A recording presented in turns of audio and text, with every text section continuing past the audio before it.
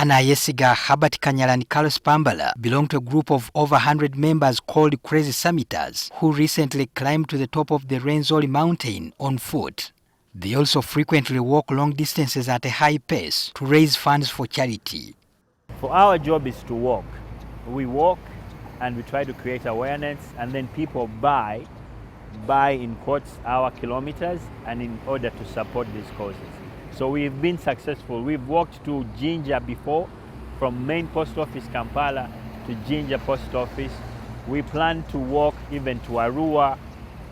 We recently followed them as they walked from post office Kampala to Kayabwe along the Kampala-Masaka highway about 80 kilometers away. They walk at an aggressive pace but also take turns to relax and catch their breath before continuing their walk.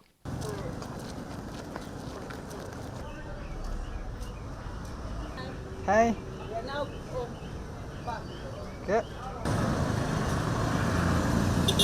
Along the Masaka road, we attempted to interrupt their pace to be able to speak to them, especially about why only 3 of the 100 members were on this walk. Because other people couldn't make it, other people are going, they'll be submitting Rwenzori. They'll be going for the Rwenzori mountains. So that's why they gave themselves a break this time round, not to come with us.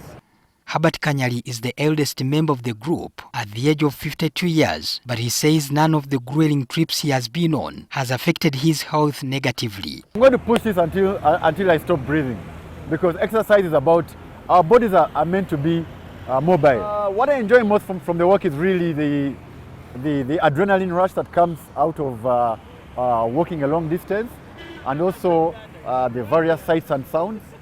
And the banter, you know, as we are walking, we are speaking to each other. He explains their motivation to walk and raise funds to support the vulnerable. I'm fundraising money for water purification systems for some 2 schools in Buvuma Island, and where they fetch water from the lake, and they have suffered lots of waterborne diseases. So the purpose of my work is to raise at least 4 purification water purification equipments that will enable those kids to have safe water. We're also working for autism. One, to create awareness, and also to be able to support children that suffer from autism. They were able to tell us the activities that have been most impactful in raising funds. We walked to Jinja for prosthetic limbs. Prosthetic limbs are artificial limbs for people who have lost like maybe arms or legs in accidents, and we were able to raise, last time I checked, we were able to raise at least 8 prosthetic limbs for 8 different people, and they were able to walk. So that is actually changing lives. It's not us, but it's through us that we're able to extend the services to people. Kanyali explains how they use their cell phones to gauge the distance and speed of their walks. As we walk, we have apps that track our movements. For example, right now I use Adidas, or you can use Strava. Right now we have made already 8.8 kilometers. So by the time we get there, it will track how many kilometers we have walked to reach to the equator, and we can be able to show them the journey and whatever speed that we're moving at. He adds that they are usually keen on staying healthy during these walks, apart from deriving joy from their action. Whether you believe it or not, I was like 120 kilos. But with walking, I was able to cut down on my weight. So the number one benefit is actually health. You get to stay healthy, and then you get to interact with different people. You get to spend time with your friends.